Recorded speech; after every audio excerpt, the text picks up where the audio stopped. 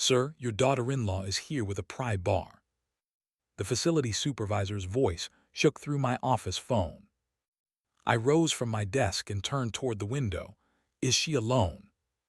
"No, there's a man with her claiming he's a locksmith. She says you gave them permission, but her name isn't on the account." On my computer, the security feed showed Vanessa standing outside Unit 214. Black gloves covered her hands. A steel pry bar rested against her shoulder while the man beside her examined the lock. "Should I call the police?" the supervisor asked. "Yes," I said, "but don't stop her yet." He went silent. "Mr. Bennett, she's damaging your door." "I know." Vanessa wedged the bar beneath the metal latch and pulled. She believed she was moments away from taking control of something I had hidden from my son for years. What she didn't know was that the lock was no longer protecting the contents from her. It was recording exactly who she had chosen to become. "My name is Paul Bennett. I'm 68 years old, a retired commercial architect, and I had rented that storage unit long before my son, Ethan, met Vanessa. I never told him exactly what was inside. At first, Vanessa asked harmless questions. Why pay monthly for storage when your house has 4 bedrooms? Then the questions sharpened.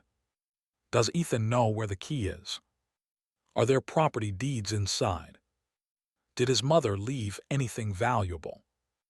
Whenever I refused to answer, she smiled as though my silence confirmed every suspicion. Ethan defended her. "She's just trying to understand our family, Dad." "No," I told him once, "she's trying to inventory it." He walked out of my house that night and didn't call for 2 weeks. After their wedding, Vanessa's interest became an obsession. She searched drawers when she thought I wasn't looking. She questioned relatives about my investments. She even suggested that keeping assets private from my only child was a form of betrayal. I never confronted her directly. Instead, I changed the facility access code, installed additional cameras, and instructed the supervisor to call me if she ever appeared. Now, while Vanessa fought against the door, I grabbed my coat and left the office. My phone remained connected to the security feed as I drove. Metal scraped against metal. The supervisor whispered, "The police are on their way." Then came a violent crack. On the screen, the latch snapped loose. The supervisor inhaled sharply. "Sir," he said, "she finally got the door open." Several months earlier, I had honestly believed my son had found someone who would make him happy. The first time Ethan brought Vanessa to my home, she carried a homemade pie and complimented the renovations my late wife and I had spent years completing. "You built this place yourself?" she asked, admiring the woodwork. "I designed it," I replied. "My wife insisted on picking every finish." She smiled warmly. She must have had wonderful taste. For a moment, I thought so did Ethan. Dinner was easy. Conversation flowed naturally. Vanessa laughed at my stories, helped clear the table without being asked, and thanked me for inviting her. As she and Ethan drove away, I remember thinking my wife would have liked her. That impression lasted exactly 3 weeks. At our next family dinner, Vanessa asked a question that seemed innocent enough. "So, Paul, what's retirement like? It has its advantages. You must have planned really well." "I tried," she nodded thoughtfully. "Real estate. Investments, insurance, those kinds of things," I smiled politely. Enough to stay comfortable. She didn't ask another question that night. The following weekend, however, she asked 3 more, then 5. Soon every visit somehow drifted toward money. "How many rental properties do you still own? Did you ever cash out your business? Do you keep your investment records at home?" Ethan barely noticed. I noticed every single one. One Sunday afternoon, she spotted a small key attached to my key ring. "What does this one open?" "A storage unit." Her eyes lit up almost imperceptibly. "You rent storage for personal items." "What kind of personal items?" "Things that matter to me." She leaned forward. "Family antiques, documents, jewelry." I slipped the key ring back into my pocket. "Private things." She laughed softly. "Oh, now you've made me curious." I simply changed the subject. But curiosity wasn't what I saw in her expression. It was calculation. Over the following months, she kept returning to the same topic, never directly, always cleverly. If Ethan ever had to handle your estate, wouldn't it help if he already knew where everything was? Families shouldn't have secrets. You trust strangers at a storage facility more than your own son. The words were carefully chosen. Each one was meant to make me feel guilty. Instead, they confirmed something that had been bothering me since we'd met. She wasn't interested in memories. She was interested in access. One evening, Ethan arrived alone. He looked uncomfortable. "Dad, Vanessa thinks you're shutting us out." "I've shut no one out. She says keeping that storage unit secret sends the message you don't trust us." I folded the newspaper onto my lap. "And what do you think?" He hesitated. "I think maybe she's right."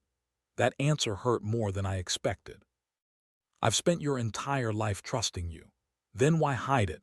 "Because some things belong to your mother and me. She was my mother too." "Yes," I nodded, "and one day you'll understand why I protected those things." He shook his head. "It shouldn't be this difficult." "No," I answered quietly, "it shouldn't." The conversation ended badly. Ethan stood. "If there's nothing valuable inside, why won't you simply tell us?" "Because explaining it defeats its purpose." His eyebrows pulled together. "What does that even mean?" "It means not everything is measured by money." He let out a frustrated sigh. "You're making this into something it doesn't have to be." Before leaving, he stopped at the front door. "I love you, Dad, I know, but you're making it really hard to trust you." The door closed behind him. I sat alone in the silence my wife used to fill. The following week, I visited the storage facility. I met privately with the supervisor. "I'd like to upgrade every security feature you offer." He looked surprised. "Has someone threatened the unit?" "Not yet." "You expect trouble?" I looked toward the long hallway of storage doors. "I expect temptation." We installed additional cameras covering every approach to the unit. The electronic entry logs were expanded. Emergency contacts were updated. The supervisor asked one final question. "Should I notify you if anyone asks about your unit?" "Yes." "Even family?" "Especially family." The changes didn't go unnoticed. At the next family barbecue, Vanessa casually remarked, "You've become awfully protective of that little storage unit." "Have I?" She smiled. "You changed something." "I improve security whenever necessary." "For old furniture," I didn't answer. She looked directly at Ethan before speaking again. "See, I told you, he's hiding something." She smiled sweetly enough that no one else noticed the challenge in her eyes. Then, just before we left, I overheard her whisper to my son, "One day we're going to find out what your father is hiding." 3 months later, my sister organized a birthday dinner for her 72nd birthday. Nearly 20 relatives filled the private room at the restaurant. For the first hour, everything felt normal. Then Vanessa decided it was time to make my private life everyone's business. She raised her glass and smiled. "Family should never keep secrets from each other." Several people chuckled politely. Then she looked directly at me. "Don't you agree, Paul?" I calmly set down my fork. "Generally. But not always." She tilted her head. "What kind of family secret deserves an entire storage unit?" The room fell quiet. Every conversation stopped. Ethan sighed. "Dad, maybe we should finally clear this up." My younger brother looked confused. "What storage unit?" Vanessa answered before I could. "The one Paul refuses to tell anyone about." Another cousin laughed. "What do you have in there?" "Gold bars," someone else joked. "Maybe he won the lottery years ago." Vanessa smiled just enough to encourage the speculation. "I've wondered the same thing." I looked around the table. "It contains private family belongings." She immediately replied, "If they're family belongings, why can't family know?" Several heads nodded. The balance of the room shifted against me. Ethan leaned forward. "You've always taught me honesty." "I have." "Then why won't you answer one simple question?" "Because not every private matter is dishonest." Vanessa folded her hands dramatically. "I just hate seeing misunderstandings tear families apart." Her performance was convincing. To anyone who didn't know better, she looked like the peacemaker. I recognized it for what it was: pressure, public pressure. She wanted enough witnesses that refusing would make me appear guilty. My niece finally asked, "Uncle Paul, is there really money in there?" "No." Vanessa immediately smiled.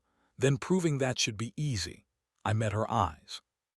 "If I opened that unit simply because someone demanded it, I would be betraying the reason it exists." She frowned. "That's a very dramatic answer." It happens to be the truthful one. Ethan pushed his chair back slightly. I don't understand why strangers guarding a storage facility deserve more trust than your own son. His words stung. I kept my voice steady. This has never been about choosing strangers over you. Then tell me. I can't. He shook his head in disappointment. Around the table, people exchanged uncomfortable looks. The birthday dinner ended with whispers instead of laughter.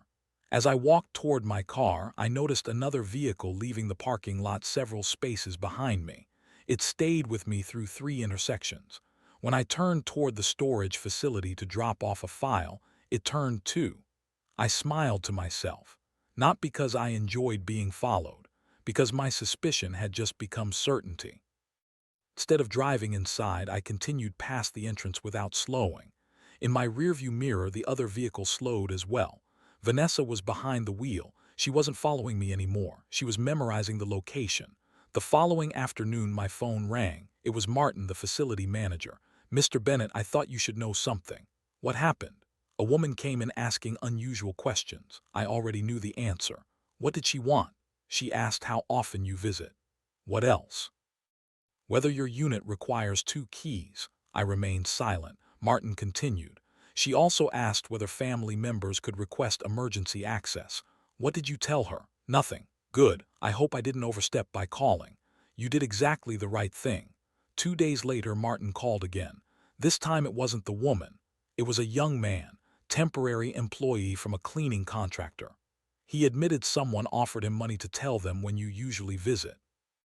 My grip tightened around the phone. Did he accept? No, he reported it instead. I thanked him and drove to the facility that afternoon. Martin met me in his office. "I've been managing this place for 17 years. I've never seen someone work this hard to learn what's inside a unit." I nodded slowly. "She's convinced she's chasing a fortune." "So, is she?" I smiled faintly. "She's chasing something far more valuable." That afternoon, I authorized another round of security upgrades. Additional cameras were installed in the hallway. Every approach to Unit 214 was covered from multiple angles. Electronic access logs were backed up automatically. Motion sensors were tested twice. Finally, Martin looked at me. "Most customers would just change the lock." "I already did, so why all this?" "Because the lock isn't the important part anymore." He frowned. "What is?" I looked down the hallway toward Unit 214. "The truth." Martin followed my gaze. Neither of us noticed the camera mounted outside capturing a familiar figure across the street. Hours after the facility closed, Vanessa returned alone. She stood silently in front of the building, studying every camera, every entrance, and every inch of the door that separated her from whatever she believed I had hidden. The supervisor's voice stayed low as I drove toward the storage facility. "Mr. Bennett, she's still here." I kept one hand on the steering wheel. "What is she doing now?" "Arguing." I glanced at the live camera feed mounted on my dashboard screen. Vanessa stood in front of Unit 214, waving a folded sheet of paper while speaking loudly enough for everyone in the hallway to hear. "You've already spoken to my father-in-law," she insisted. "He authorized me to retrieve some family documents." Martin, the facility supervisor, never raised his voice. "I'm sorry, ma'am, Mr. Bennett has never authorized anyone else to enter this unit." She forced a smile. "There must be some misunderstanding." "There isn't." Her smile disappeared. Vanessa stepped closer. "I am his daughter-in-law. I understand. My husband is his only son. I understand. So stop treating me like a criminal." Martin folded his hands in front of him. "I'm treating you like someone who isn't listed on the rental agreement." She looked toward the man standing beside her. He wore a work shirt with no company logo and carried a heavy toolbox. "This locksmith can verify my identity." Martin looked directly at him. "May I see your business license?" The man hesitated. "I left it in my truck." Martin nodded. "Then you won't be performing any work here today."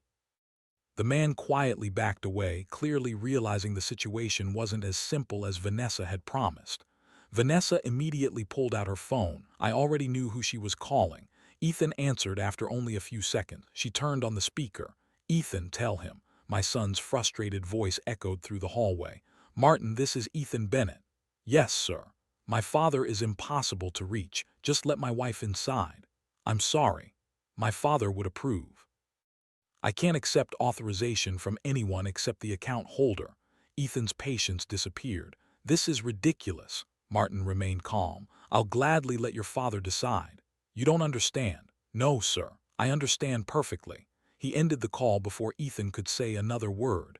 Vanessa stared at the dark phone screen in disbelief. For the first time that morning, things weren't going according to her plan. My own phone rang. It was Martin again. The locksmith just left. I expected he would. But Vanessa isn't leaving. I didn't think she would. He lowered his voice. I've already contacted the police. Good. They're about 10 minutes away. Don't interfere. You want me to let her continue? Yes. His silence lasted several seconds. I trust you. Thank you. Then I heard metal scraping loudly through the phone. Martin sighed. She's getting the pry bar. Vanessa looked up and down the hallway. No customers. No employees nearby. Only security cameras. She slid the curved end of the pry bar beneath the damaged latch. Martin stepped forward. Ma'am, she ignored him. This is your final warning. She pulled harder. The steel groaned. The door shuddered. You are causing criminal property damage. She gritted her teeth. I'll pay for the lock. Another violent pull. The latch bent farther away from the frame. Martin didn't move another step. He simply watched. Every camera watched with him. Outside, I was only a few minutes away. On the dashboard screen, I could see every angle. Vanessa stopped briefly to catch her breath before attacking the door again. She muttered to herself, "Whatever he's hiding, it's mine now." Those words told me everything I needed to know. This had never been about curiosity, never about transparency, never about family. It had always been about ownership. Ownership of something she believed she had already earned simply by marrying my son. With one final heave, the weakened latch snapped. The metal door rolled upward several inches. Vanessa smiled triumphantly. There. I knew it. She pushed the door completely open.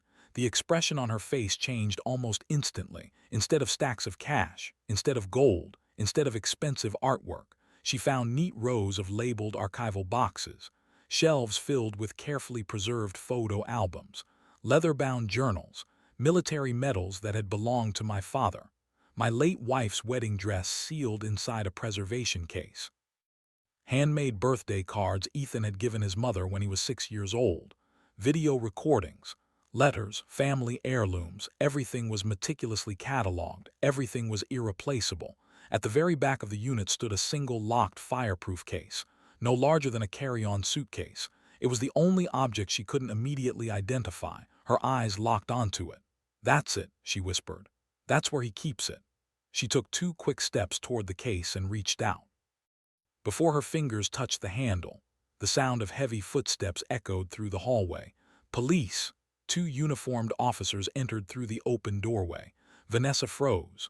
One officer looked from the damaged door to the pry bar lying on the floor. The second officer focused on the fireproof case. Then, in a calm but unmistakably firm voice, he said, "Ma'am, step away from that case immediately." Vanessa slowly raised both hands. "This is a misunderstanding." The first officer looked at the twisted metal latch hanging from the storage door. "A misunderstanding involving a pry bar." She glanced toward Martin. "He knows who I am." Martin answered before she could say anything else. "I know exactly who she is." He handed the officers a folder. "She claimed the owner authorized her to enter. That statement was false." The officer opened the folder. Inside were printed visitor logs, copies of the access policy, and timestamps from every phone call made that morning. "Do you have surveillance footage?" he asked. Martin nodded. "Multiple camera angles. I'd like to see all of it."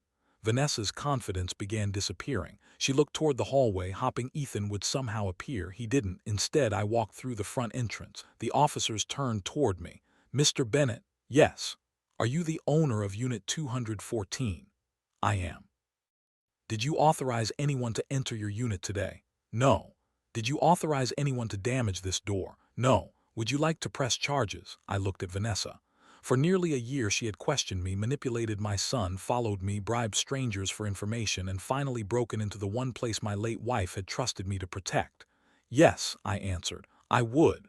Vanessa stepped toward me. "Paul, please." I didn't respond. "You don't understand." "I understand perfectly. You're making a mistake." "No, you already made it. The officers asked her to place her hands behind her back. As they secured the handcuffs, Ethan came running through the entrance. "Dad," he stopped the moment he saw Vanessa in handcuffs. "What happened?" One officer answered calmly. "Your wife forced entry into private property. She wouldn't do that." Martin quietly handed him a tablet. "Watch." Ethan stood frozen as the surveillance footage played. There was Vanessa arriving with the fake locksmith. There she was falsely claiming I had given permission. There she was arguing with Martin. There she was using the pry bar. There she was smiling after breaking the door open. Every second had been recorded. She slowly lowered her head. "I was trying to protect us," she muttered. Ethan stared at her. "Protect us from what?" "You were hiding everything." She pointed toward the fireproof case. "I knew the money had to be in there." I walked past both of them and unlocked the case. The officers watched. Martin watched.